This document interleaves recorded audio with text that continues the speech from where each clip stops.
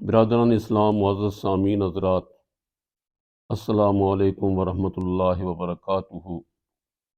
آج کے مختصر بیان کا موضوع ہے حلال کمائی کی فضیلت اور حرام کمائی کی مذمت۔ رزق حلال کی تلاش کی فضیلت اور حرام روزی سے بچنے کی ضرورت جو ہے، اس بارے میں قرآن کریم کی بہت سی آیات وارد ہیں، جناب نبی کریم صلی اللہ علیہ وسلم کے ارشادات وارد ہیں۔ قرآن کریم میں اللہ تبارک و تعالی ارشاد فرماتے ہیں، یا ایھا الرسل کلوا من الطیبات واعملوا صالحا انی بما تعملون علیم۔ اے رسولو، نفیس چیزیں کھایا کرو اور نیک عمل کیا کرو، میں تمہارے اعمال کو جانتا ہوں۔ ظاہر بات ہے کہ جو حکم رسولوں کو ہوگا وہی امتیوں کو بھی ہوگا۔ اور ایک دوسری آیت کریمہ میں اللہ تبارک و تعالی فرماتے ہیں، وَلَا تَأْكُلُوا أَمْوَالَكُمْ بَيْنَكُمْ بِالْبَاطِلِ۔ اے ایمان والو، ایک دوسرے کا مال ناجائز طریقے سے نہ کھایا کرو۔ اور ایک تیسری آیت کریمہ میں فرمایا، ان الذین یاکلون اموال الیتامی ظلما انما یاکلون فی بطونہم نارا وسیصلون سعیرا۔ بے شک جو لوگ یتیموں کا مال ظلم اور زیادتی کے ساتھ ناحق طور پر کھاتے ہیں، وہ اپنے پیٹوں میں آگ بھرتے اور وہ بھڑکتی ہوئی آگ میں، جہنم میں داخل ہوں۔ جناب نبی کریم صلی اللہ علیہ وسلم نے ارشاد فرمایا، طلب الحلال فریضۃ علی کل مسلم۔ حلال روزی تلاش کرنا ہر مسلمان پر فرض۔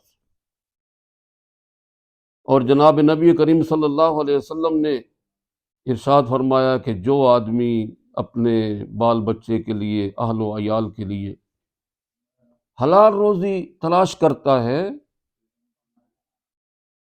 تو وہ آدمی اللہ کے راستے میں، اور جو آدمی دستے سوال دراز کرنے سے بچنے کے لیے محنت کرتا ہے، مزدوری کرتا ہے، فرمایا کہ وہ شہداء کے درجے، اب روزی کما رہا ہے، اور فرمایا کہ وہ شہداء کے درجے۔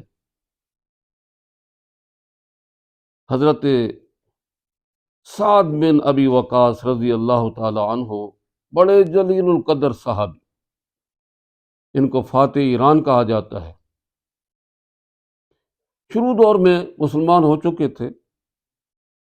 حضرت صلی اللہ علیہ وسلم کی خدمت میں عرض کرنے لگے، یا رسول اللہ، میرے لیے دعا فرمائیے کہ میں مستجاب الدعوات بن جاؤں، یعنی جو دعا کروں اللہ تبارک و تعالیٰ قبول کرے اور کوئی میری دعا رد نہ ہو۔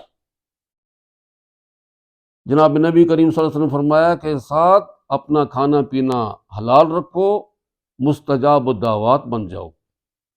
حضرت سعد بن ابی وقاص رضی اللہ تعالیٰ عنہ واقعی مستجاب الدعوات تھے، جو دعا کرتے وہ قبول ہوتی۔ ان کی دعا کی قبولیت کے کئی واقعات آئے ہیں، اپنے مناسب موقع پر انشاءاللہ بیان کیے جائیں گے۔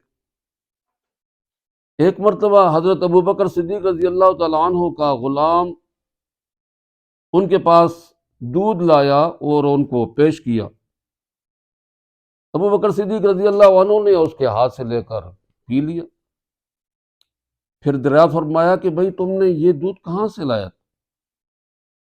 اس نے کہا کہ حضرت میں نے فلاں قوم میں کہانت کی تھی۔ کہانت جیسے آج کل لوگ نجومیوں کے پاس جاتے اپنے ہاتھ دکھاتے ہیں، وہ ان کی تقدیر کے فیصلے کرتے۔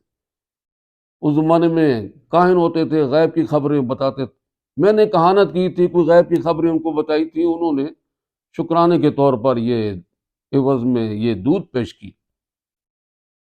ابوبکر صدیق رضی اللہ عنہ نے گلے میں انگلی ڈالی اور راوی کہتے ہیں اتنی کرتے رہے کہ مجھے خیال ہوا کہ کہیں آپ کی جان نہ نکل جائے۔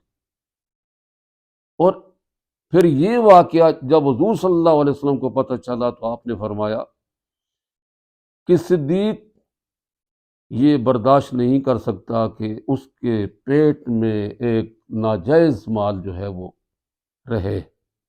یہی اسی قسم کا واقعہ حضرت عمر رضی اللہ عنہ کے بارے میں بھی آیا ہے کہ صدقے کی اونٹنی کا دودھ پی لیا، پھر گلے میں انگلی ڈالی اور اس کا کیک۔ آج ہم اپنے معاشرے میں نظر ڈالیں، کیا حالات بنے ہوئے ہیں۔ کوئی حلال حرام کی تمیز نہیں، بس مال آنا چاہیے جیسا بھی آتا، چاہے کسی کا جیب تراش کر ہو، چاہے کسی کے گھر ڈاکہ ڈال کر ہو، بس کسی ذریعے سے مال آئے۔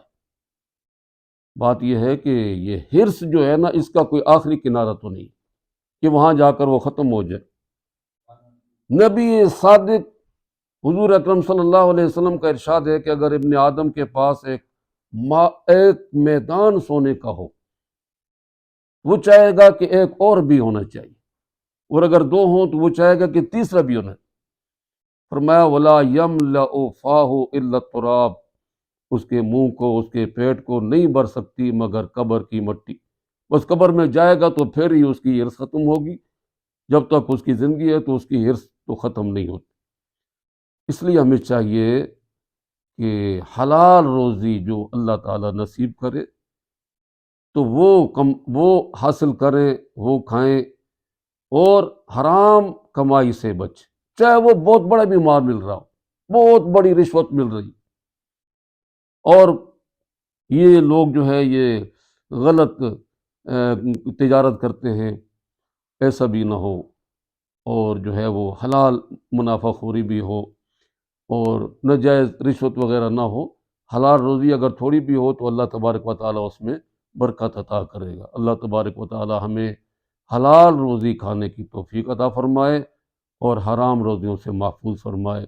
وآخر دعوانا ان الحمد للہ رب العالمین۔